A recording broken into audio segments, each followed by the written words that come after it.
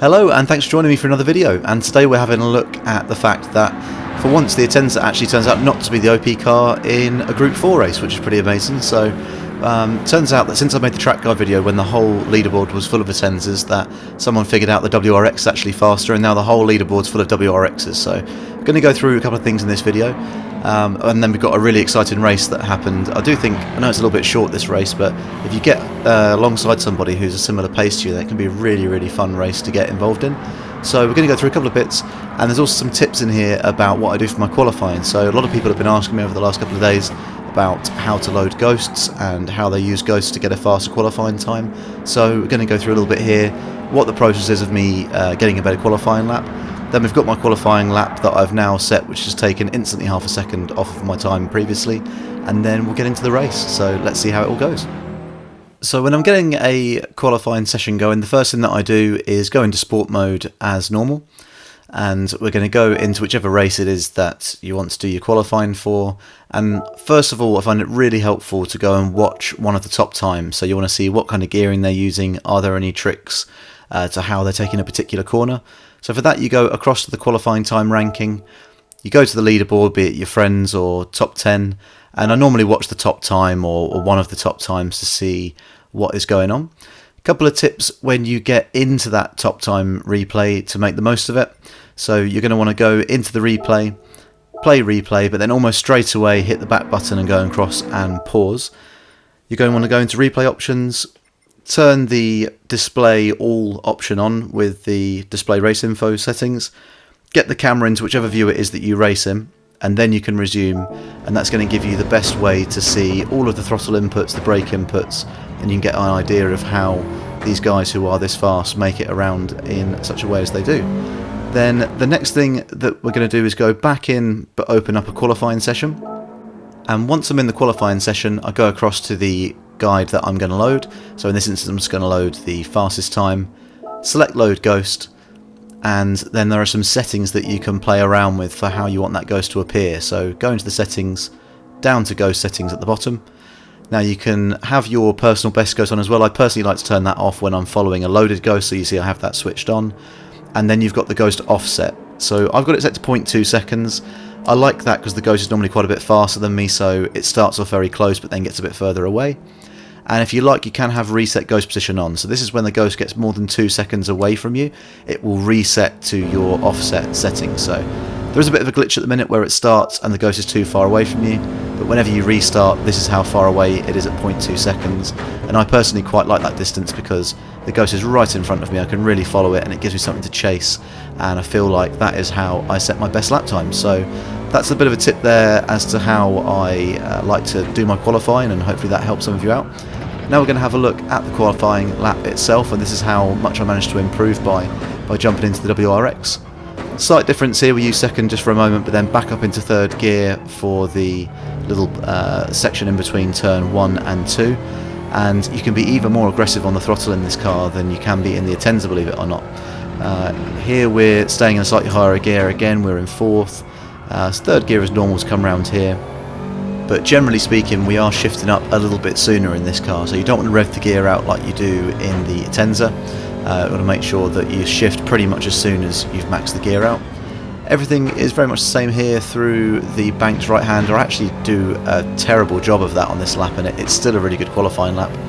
Frustratingly, on the following lap from this, the way that I came around that corner, I was about 3/10 up, but I just completely messed up on the second half of the lap, and so I'm going to need to revisit it. But I think it's easily possible for me to get down to the very low 203s, and there's now a lot of people doing high 202s in this car, so WRZ definitely seems to be the best car to be in. Another slight difference here, we're still going up into 6th gear, but you want to brake right on the 50 board here, turn in a little bit early, and then you get on the power super early as you're coming across the sort of white part of that curbing on the inside of Big Banky Boy, as we've come to know that corner. Once again, shifting up a little bit earlier into 5th here, and there's a bit of a trick with using the gears through this next section that I find really helps. So just before the 50 board on the brakes, 3rd gear to turn in, but then accelerating out into 4th just for a moment, then a flick of brake down to 3rd, and quite quickly you can get on the power and rotate around. So definitely a much faster car, just with the traction that this car's got compared to the Atenza, and just seems to have pretty brutal acceleration coming out of most of the turns. So that was good enough to take my 203.8 all the way down to a 203.392, and you saw how bad one of those corners was that I had in there, so definitely the fastest car to be in. So following setting that new qualifying time, I loaded up into a lobby and got quite a competitive pack here at the front. You see we're all quite close to each other. We've even got a 202.8 from the driver in first, so this car really can be absolutely rapid in the right hands. So now on to the race, and this is a really exciting race. I think a great example of how fun these daily race bees can be. Thanks very much for sticking with the video. If you've stuck with us this far, then please do drop a like if you're enjoying the content, and consider subscribing. We're on the way to 500 subscribers on the channel, so it'd be really great to hit that if you got the opportunity to drop a sub and help us out with getting to that goal. One thing that does seem to be a little bit of a sore point for me with this race at the moment is the gaps when it first starts you. So you're over a second behind the driver in front when it first starts off on the rolling start, but just to make sure that you absolutely nail your first couple of corners, really important. You see there the driver in fourth just really drops off of the three of us at the front, and on the other end of the spectrum you've got the driver in first is 1.2 seconds ahead of the driver in second, so you do have to watch out for that a little bit, but not by any means impossible to catch up and get involved in some good action, which we're going to see happen here as the race progresses. Now, as we came across the line for the start of lap 2, you can see that not a lot's changed. We're actually a little bit behind second place, more so than we were, but you just see it flash up there that the driver in first has got himself a penalty. Now that's what's really going to mix this race up and bunch us up a little bit, and it does get quite exciting. So the French driver in first definitely had a lot of pace over myself and Zachman, and I don't think that we would have caught up with him if it wasn't for that penalty. But it's going to put a bit of a mix into things. Now the penalty line I didn't mention in my qualifying video, it has actually moved. So it used to be about here that you served your penalty, and it wasn't that punitive really. If you just had a half a second you could kind of get away with it and you didn't lose out too much, especially if you hugged the inside. But they've now moved it so that it's on the back straight, which I think is a lot more impactful on your race now, so you really don't want to be getting penalties. You see here the driver in first is sort of 1.5 seconds, just over nearly 2 seconds ahead of the driver in second place, but serving a second penalty on the fastest part of the track is really going to hold him back. So he's going to serve his penalty here. You see him ghosting and going to the right hand side, and myself and Zachman are going to come flying up alongside. He gets cleanly past, and I'm not sure if I'm going to get past here, if I'm going to have to fight him, but he does manage to keep his car alongside and muscles his way through, catches a little bit of sand, so I'm going to have the run coming up the right hand side here.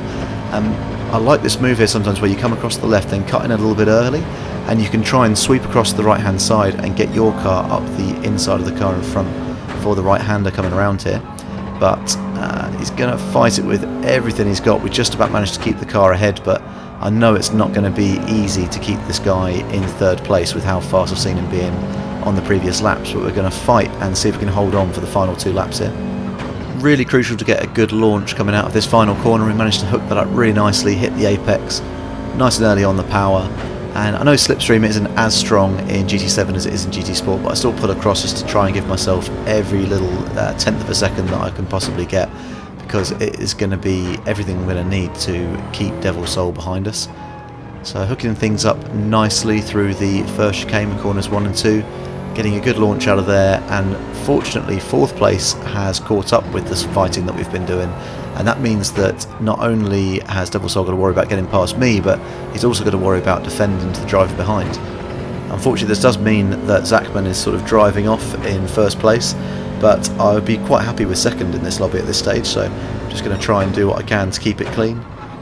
Really tricky to be consistent around this corner in the race. It's super easy to start turning in while you're braking and sort of lose control of the car, and I just don't get quite as good a launch coming up here as I would have liked, but we're still pulling away slightly from Devil Soul in third place.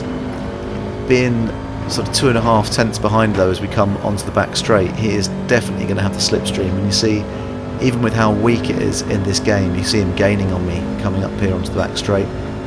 We're going to take the inside and then come across to force him as far to the outside of the track as we can do, but Is he going to be able to get a move pulled off around the outside?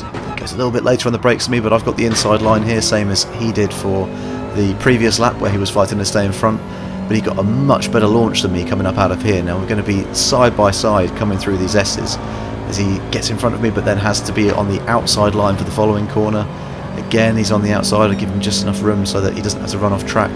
And this is going to be really tough for him to keep it in front, but manages to stay alongside coming into the right-hander here. And that means I've then got to be on the outside for the final turn, which is a really nasty place to be. I mean, the launch he gets out of there is just absolutely fantastic, and he's going to manage to get back in front of me.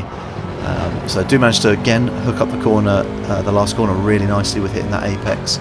And we're just going to try and hang with him here and see if we can do anything to get the move made on the final lap. Look up the inside, more to make him nervous than anything, but he does leave the door open. There is a bit of contact there. I don't know if he just didn't know that I was fully alongside and he turned in, but you know, it felt like as much as it was a bit of a late braking move, he did leave the door wide open, and he had more than enough room to have stayed alongside me there. But he's going to be absolutely gunning for me now as we come into the final part of this lap. So maybe a little bit of a dive bomb there for me, but I don't think from an unreasonable distance, and the fact that I pulled over to the left was sort of signposting the fact that I was going to try and get late on the brakes. As we come into the right-hander here, hook up the apex really nicely, and we are just pulling ever so slightly away, and we've also caught up to Zachman, so I think he's had a couple of not optimal exits from a couple of corners, and we're now gaining, which is going to give me that little bit of slipstream to help me out and try and fight off Devil Soul a little bit more. It's all going to get really quite tactical now then. This is a perfect example at the end of this lap of what I've said a lap or so ago about how when you're in certain positions as a driver, you have to worry about not only racing to try and take the position from the person in front of you, but you've also got to worry about defending to the guy behind as well. So at this point, especially with that run that I get out of Big Banky Boy there, I'm thinking, oh, I'm definitely going to get a move made here. I could make a move for first. There is no way for me to get past, so I just have to give him a little bump draft there, but I'm thinking, am I going to be able to get a move made up the inside? Now, the mistake I make there is actually moving to the right, and what that's let happen now is that Devil Soul is on the left-hand side, the same place where he passed me on the previous lap. He's once again going to get a better launch than me around the outside, hold the inside for the final corner, and I'm going to have no choice there but to yield. I mean, I didn't even lift, but he's already still passed. I try and look up the inside, but there's just nothing I can do without risking sending both of us off, and Devil Soul manages to get past and claim second, which he fully deserved, to be fair there. He was so much faster than myself and the other driver, and kind of rectified things from that maybe slightly bold move that I made into turn one on the final lap. So really fun bit of racing there, and I hope to have a few more of those before the week is out. Thanks very much for tuning in, and if you've watched all of that, please do drop a like and subscribe for more videos, and we'll see you again for the next one. Thanks very much.